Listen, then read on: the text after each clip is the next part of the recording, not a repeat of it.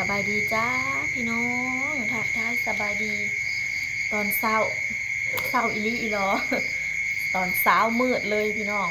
ตอนนี้เป็นเวลาประมาณ4 โมงครึ่งเฮากะลุกมาที่หนึ่งเขาพี่น้องดังไฟหนึ่งเขาเนาะมื้อนี้เป็นมื้อวันศีลวันพระใหญ่เฮากะลุกแต่ดึกแต่เช้าพี่น้องดังไฟหนึ่งเขาเนาะเตรียมลงวัดทำบุญจ้ามื้อนี้ดาวกะจิมิผ้าเขานั่นพี่น้องผ้าเขา1 ผ้าแล้วก็ลงใส่ผ้าขาวลงแล้วก็ลงใส่บาตรน้ำจ้า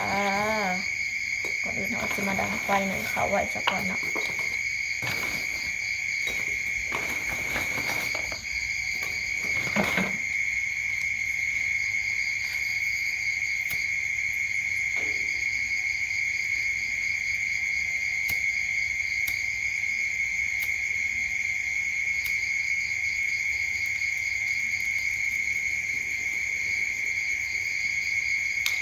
มาแบบ หนาสดจริงจ้ะ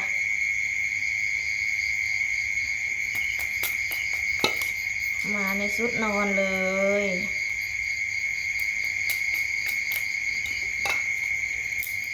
บ้านเขาก็จะมาหนึ่งเขาไว้คอยไปเห็นอย่างอื่น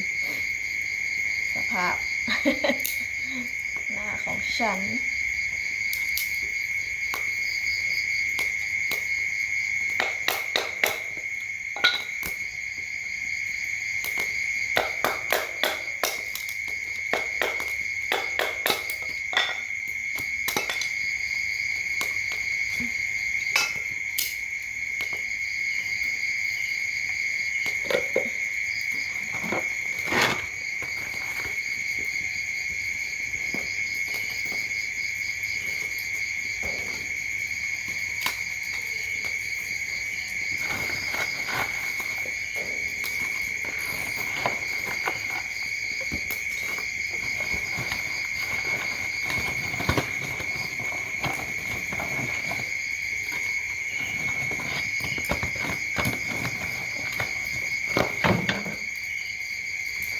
เมนูเสียดลงวัดมื้อนี้ก็คืออัน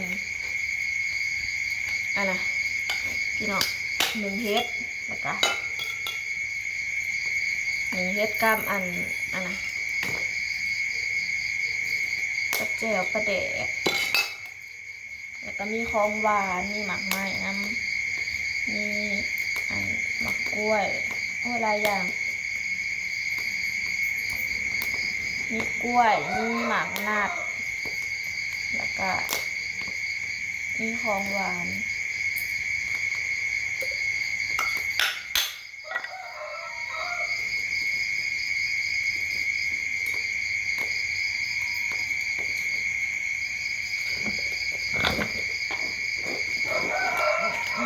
ควัน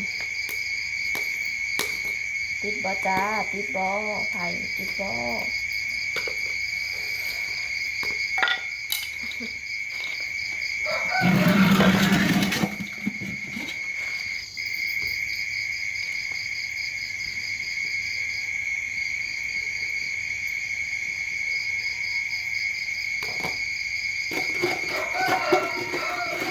อากาศตอนเช้าเย็น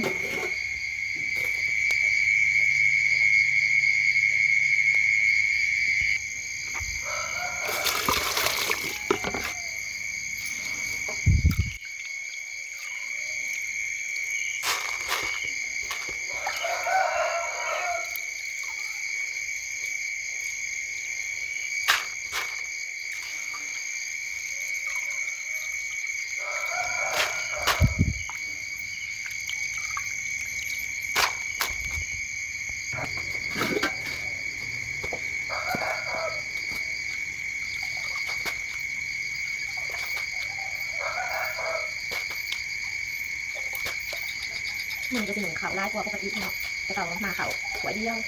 มันก็คือมา2 ขวด2 ขวด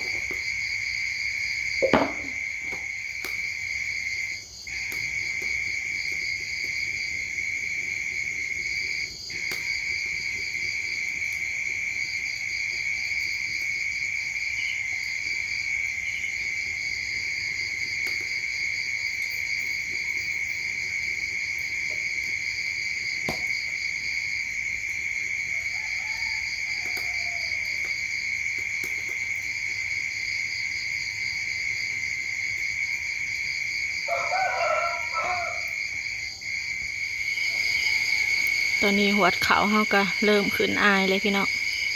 ท้องฟ้าก็เริ่มสว่างแล้ว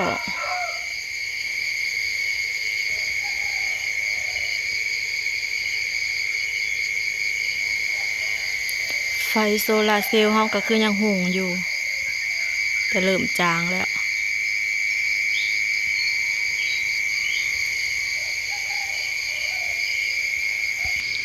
เดี๋ยวดาวก็สิไปเตรียมพวกผ้าขาวเนาะเตรียมผ้ามักนัดแล้วก็ของหวานไว้เดี๋ยวสิเอาหนึ่งเฮ็ดมาอุ่นแล้วก็จีมักพริกตำแจ่วพี่น้องเลยเดี๋ยวถ่าเบิ่งบรรยากาศตอนดาวลงไปวัดเด้อพี่น้องเด้อเดี๋ยวติดตามตอนต่อไปจ้า